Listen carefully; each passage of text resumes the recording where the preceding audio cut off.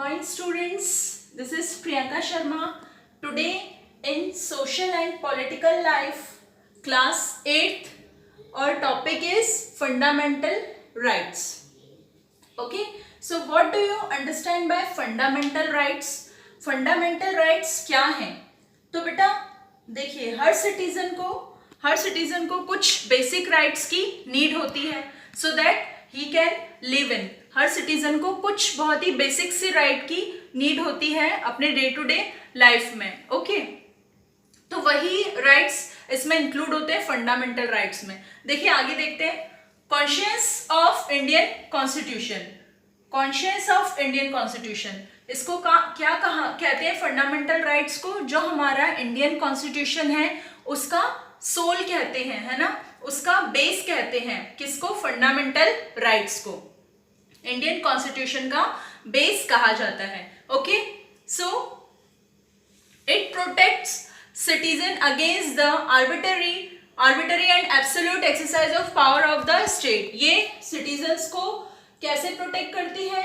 कोई भी person arbitrary तरीके से मीन्स अपने मनमाने ढंग से चीजों को किसी भी सिटीजन के ऊपर थोप नहीं सकता, है ना, और अपनी जो पावर है उसका मिसयूज नहीं कर सकता कोई भी पर्सन, स्टेट और इंडिविजुअल. कोई भी स्टेट या इंडिविजुअल हमारे ऊपर अपनी पावर का मिसयूज नहीं कर सकता. तो जब अगर कोई ऐसा करना चाहता है, कोई भी स्टेट या कोई भी पर्सन अपनी पावर का हम पर मिसयूज करना चाहता है, तो उस समय ये जो फंडामेंटल राइट्स है ये हमें बचाते हैं. बेटा ये कॉन्सेप्ट कैसे आया फंडामेंटल राइट्स का? देखिए, जब कॉलोनियल रूल था, कॉलोनियल रूल में जो ब्रिटिश गवर्नमेंट थे ना, ब्रिटिशर्स का जब रूल था हमारे देश में, तो जिन लोगों ने कॉन्स्टिट्यूशन प्रिपेयर किया या जो लोग कॉन्स्टिट्यूएंट असेंबली के मेंबर थे, है ना, या फिर हम कह सकते हैं कि जो नेशनलिस्ट थे, उन्होंने क्या सोचा कि जब कॉलोनियल रूल था, जब ब्रिटिशर्स का रूल था, तो वो लोग क्या करते थे, हमारे ऊपर अपने राइट्स का, उनकी जो पावर थी उसका मिसयूज करते थे, है ना. और उस समय लोगों ने बहुत सफर किया था क्योंकि कॉलोनियल रूल में ब्रिटिशर्स ने अपनी पावर का बहुत मिसयूज किया. तो यहाँ से सीख लेते हुए, है ना, या फिर अपने इन एक्सपीरियंस से सीखते हुए जो हम कह सकते हैं कि जिन लोगों ने हमारा जो कॉन्स्टिट्यूशन बनाया या जो लोग प्रिपेयर कर रहे थे कॉन्स्टिट्यूशन को, उन्होंने सोचा कि जैसे ब्रिटिशर्स ने अपनी पावर का मिसयूज किया, वैसे हमारे फ्री इंडिया में हमारे किसी स्टेट के द्वारा या किसी भी पर्सन के द्वारा किसी और के अगेंस्ट अपनी पावर का मिसयूज ना हो. इसलिए हमें कुछ ऐसे फंडामेंटल राइट्स रिटन में ऐसे राइट्स लिखने चाहिए अपने सिटीजन्स के वेलफेयर के लिए. ठीक है, तो बेटा ये कॉन्सेप्ट यहाँ से आया क्योंकि वो लोग यहाँ समझ चुके थे कि कैसे ब्रिटिशर्स ने अपनी पावर का मिसयूज किया था. ठीक है बेटा. So next is the minority communities also express the need for the constitution to include rights that would protect their group. अब जो माइनॉरिटी थे, देखिए माइनॉरिटी और मेजॉरिटी हमने प्रीवियस लेक्चर में देखा ना. माइनॉरिटी कौन? जो लोग नंबर में कम होते हैं, है ना. तो माइनॉरिटी भी क्या चाहते थे? माइनॉरिटी कम्युनिटीज जो थी वो भी क्या चाहती थी कॉन्स्टिट्यूशन से कि उनके लिए भी राइट्स बनाए जाएं ताकि जो मेजॉरिटी है वो अपने पावर का मिसयूज माइनॉरिटी के अगेंस्ट ना करें. Right. The constitution has guarantees the rights of minority against the majority. तो कॉन्स्टिट्यूशन ने गारंटी दी किसके लिए भी ये गारंटी देता है? माइनॉरिटी के लिए भी. राइट. ताकि माइनॉरिटी के ऊपर जो मेजॉरिटी वाले पर्सन हैं वो अपने राइट का गलत यूज ना करें. आपको याद आया ना माइनॉरिटी एंड मेजॉरिटी, हमने जो एग्जांपल देखा था बॉयज एंड गर्ल्स का, जिसमें बॉयज क्या थे? मेजॉरिटी में थे और गर्ल्स माइनॉरिटी में थी. तो गर्ल्स को हर बात बॉयज की माननी पड़ती थी. बॉयज को जो गेम खेलना था वही गर्ल्स को भी खेलना होता था, just because girls was in minority. Right. तो कोई भी माइनॉरिटी पर अपना मिसयूज ना करें मेजॉरिटी, इसलिए कॉन्स्टिट्यूशन ने उनके अगेंस्ट भी रूल बनाए माइनॉरिटी की सेफ्टी के पर्पज से. राइट. अब हम देखेंगे और फंडामेंटल राइट्स। आखिर कौन कौन से हैं हमारे फंडामेंटल राइट्स? ठीक है बेटा, ये सारी चीजें इंक्लूड करता है फंडामेंटल राइट्स में, ये सारी चीजें होती है हमारी सेफ्टी के लिए, है ना, और माइनॉरिटी की सेफ्टी के लिए। ये सारी चीजों को देखते हुए फंडामेंटल राइट दिए हुए हैं।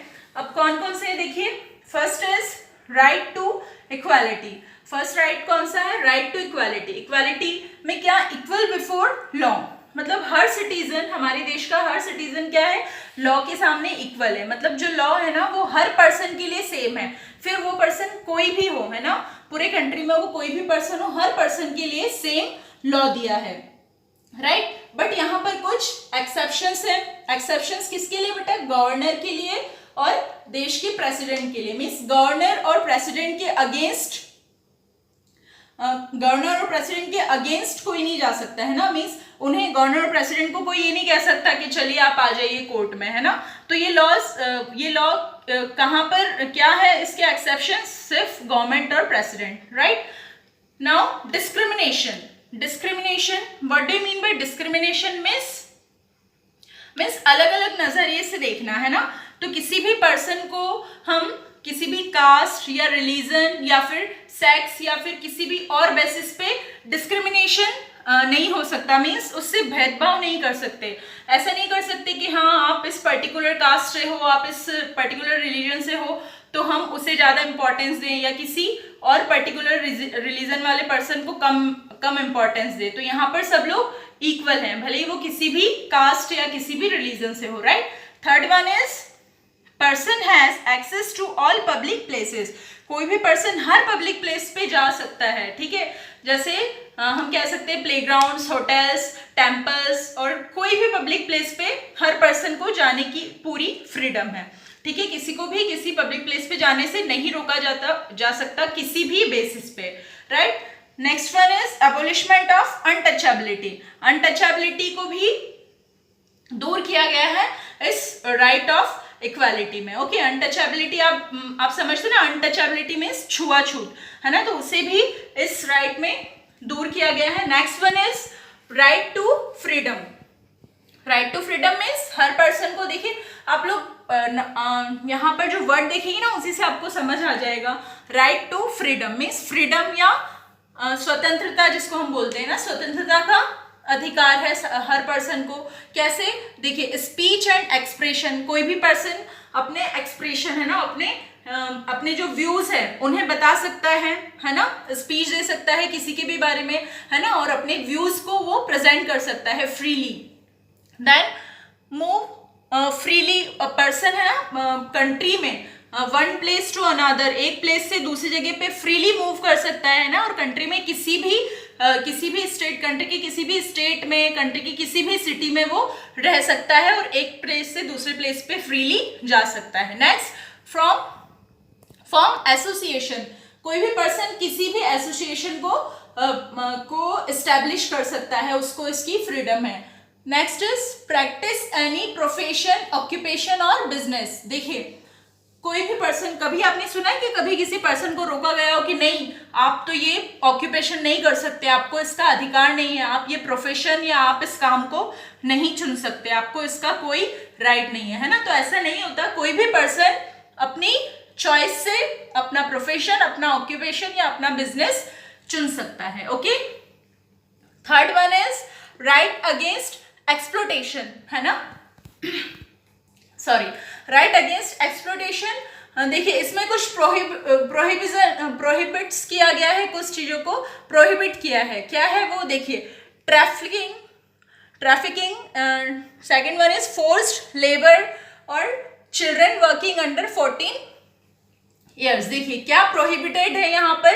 ट्रैफिकिंग मीन्स मानव का व्यापार करना। जैसे हम लोग चीजों का व्यापार करते हैं ना, जैसे अलग अलग चीजों का बिजनेस करता है, किसी का क्लोथ्स का बिजनेस होता है, किसी का ग्रोसरी का, और बहुत सारे बिजनेस होते हैं ना। तो वैसी जो ह्यूमन बीइंग्स हैं उनके भी बिजनेस होते हैं ना, तो वो उसको प्रोहिबिटेड किया है, मीन्स उसके लिए ना किया गया है यहाँ पर, है ना। नेक्स्ट है फोर्स्ड लेबर। लेबर के लिए किसी को जबरदस्ती किसी को काम करने के लिए, लेबर में मजदूरी करने के लिए किसी को फोर्स करना, है ना। तो वो भी नहीं कर सकते, और 14 ईयर्स से कम एज के बच्चे से भी आप लेबर वर्क नहीं करवा सकते। Okay, next one is right to freedom of religion. Religion का फ्रीडम है ना, मीन्स हम कोई भी धर्म, कोई भी रिलीजन को हम अपना सकते हैं। देखिए क्या है इसमें, every person has right to practice, profess and propagate the religion of their choice. कोई भी पर्सन अपनी चॉइस का कोई भी रिलीजन चूज कर सकता है, उसकी प्रैक्टिस कर सकता है, उसको प्रोपोगेट कर सकता है, ये उसको पूरा का पूरा राइट है अपना रिलीजन चुनने का। ठीक है, कोई भी पर्सन अपने अकॉर्डिंग तो चुन सकता है, बट कोई और पर्सन उसे फोर्सफुली उसको नहीं बोल सकता कि आप हमारा रिलीजन या आप ये रिलीजन अडॉप्ट करो। राइट, मीन्स आप अपनी चॉइस से कोई भी रिलीजन चुन सकते हैं, कोई और पर्सन आपको फोर्स नहीं कर सकता उसके लिए। Next, culture and educational rights. अब कल्चर और एजुकेशनल राइट कौन से हैं? Persons can set up their own education institution to preserve and develop their own cultures. कोई भी पर्सन अपना खुद का एजुकेशन इंस्टीट्यूशन स्टार्ट कर सकता है ना? किस पर्पज से? अपना खुद का जो कल्चर है ना, अपना खुद का जो रिलीजन है उसको इम्प्रूव करने के लिए या उसके डेवलपमेंट के लिए। इसके लिए उसको पूरा का पूरा राइट है कि कोई भी पर्सन अपने कल्चर का इंस्टीट्यूशन स्टार्ट कर सकता है, educational institution. Right, now sixth one is right to constitutional remedies, है ना। कॉन्स्टिट्यूशनल रेमेडीज का राइट क्या है?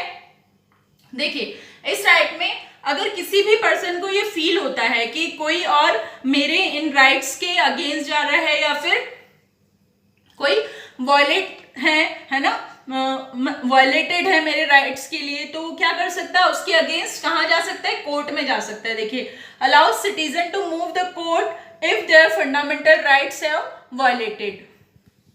अगर वायलेंस हो रही है उनके फंडामेंटल राइट्स में, है ना, या कोई उनके साथ गलत राइट्स का यूज नहीं करने दे रहा है या फिर मिस यूज हो रहा है, तो वो कोर्ट में उनके अगेंस्ट जा सकता है। ओके बच्चे, सो this is all about our fundamental rights. Okay, thank you.